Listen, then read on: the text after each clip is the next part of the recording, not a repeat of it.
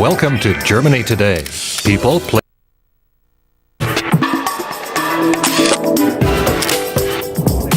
Welcome to Germany Today. People, places, and living here in Germany. Coming up on this edition. What makes the beach sauna special is the North Sea, Europe's biggest pool. You don't find this on the mainland. We don't understand it exactly, but people love rubber boots, even though they're not the most comfortable footwear. If the track has curves, you have to find the right line. If it's straight, you have to decide whether to stay in the middle or go outside.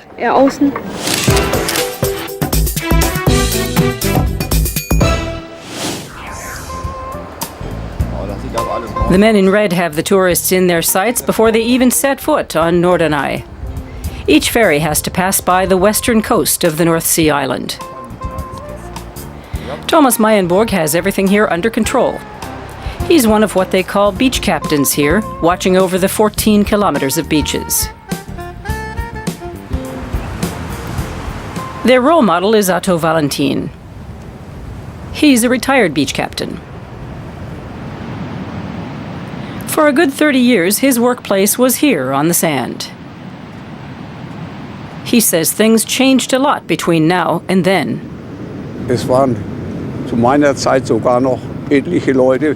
In my time, there were still lots of well-heeled people who'd sit in the sun in their fur coats, or, how can I put it, slightly shorter fur coats, dripping with jewelry.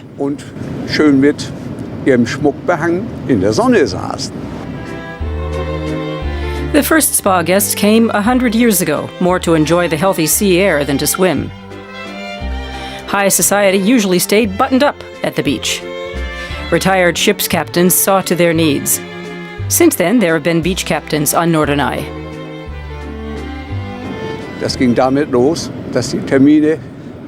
Your day started with making appointments for the guests. For instance, to go to dog or horse races, or to play golf. That was the beach captain's job. Not many people are out swimming today, but this regular visitor is never discouraged.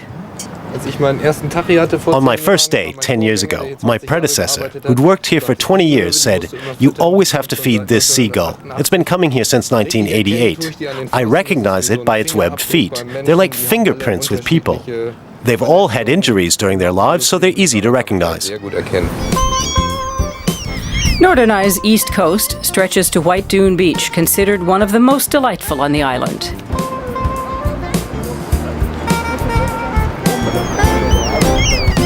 Horst Marx wears the trousers on the nearby nudist beach, usually the only one to do that. The hottest place on Norderney is here, the beach sauna. Especially in bad weather, the sauna is a big attraction. What makes the beach sauna special is the North Sea, Europe's biggest pool. You don't find this on the mainland. It's a unique experience. Sauna goers, at least, can really enjoy the nippy North Sea. And Norderney's beach captains love their workplace anyway. Just look at it. 7 kilometers to the far end of the island and about 400 meters wide. I think it's the most beautiful place in the entire world.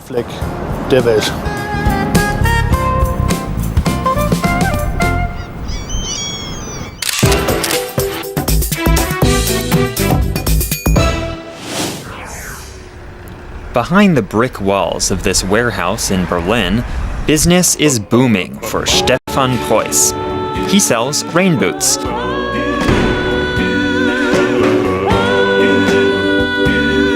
Practical Wellingtons for rainy days in the country have become a hot fashion article in Germany. The high-end models are regarded as playful city boots.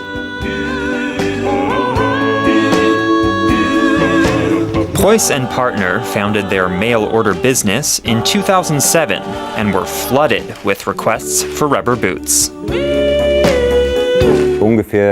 Over the past 5 years, for boots alone, our turnover has risen by about 25% annually. It just sort of developed. We don't exactly understand it, but people love rubber boots, even though they're not the most comfortable footwear.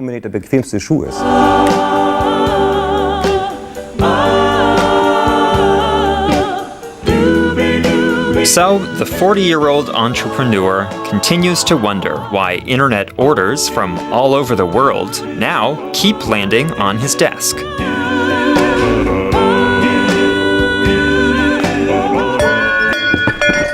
Stefan doesn't just sell mail-order rain boots. His range includes many other items that have a connection to water and seafaring. Another bestseller is the kind of hat worn by Hamburg's ship captains and pilots. Buying and selling runs in the family. At some point, my great-grandfather started to do business with sailors in the port of Hamburg. He always asked them to bring him something back from Africa or wherever they were going. In exchange, he gave them cigarettes and matches.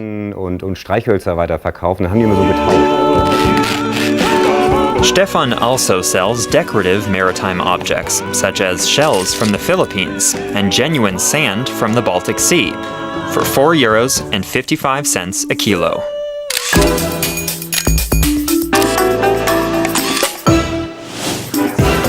And as always at the start of the week, our flashback segment revisits Germany's fascinating past. This time around, we look back at soapbox derbies.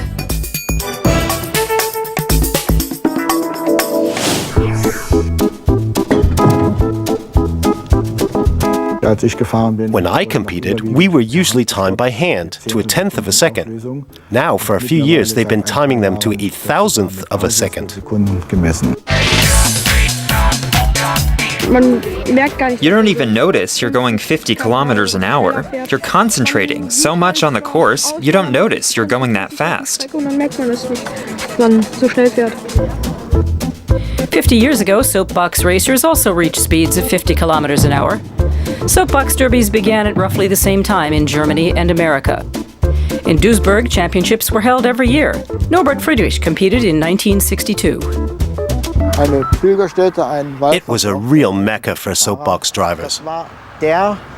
It was the one Sunday in the year when everyone interested in soapbox cars came to Duisburg.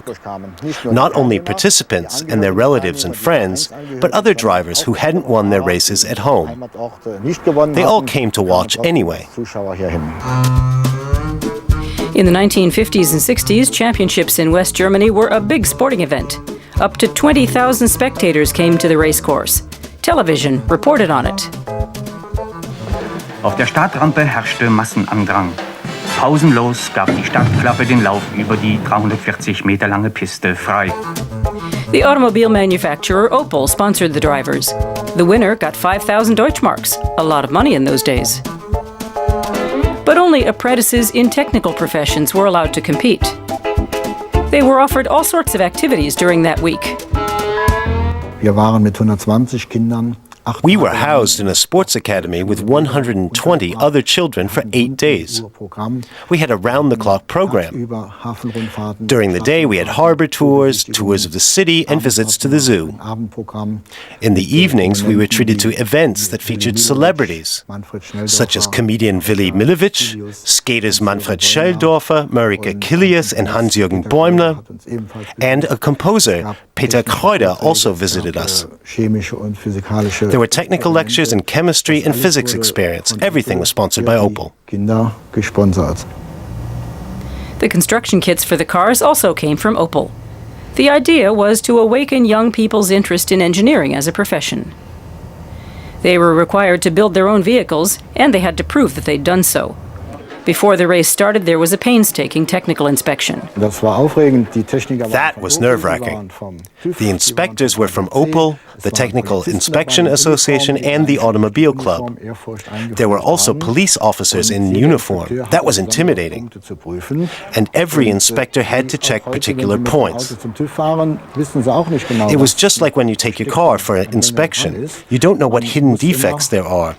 You always have to wait and see if everything's in order, and you get nervous. Anyone who cheated on construction was disqualified. The year I took part, one kid, I don't know whether he knew it or not, had band metal weights built into the floorboard. And they were found by metal detectors, and he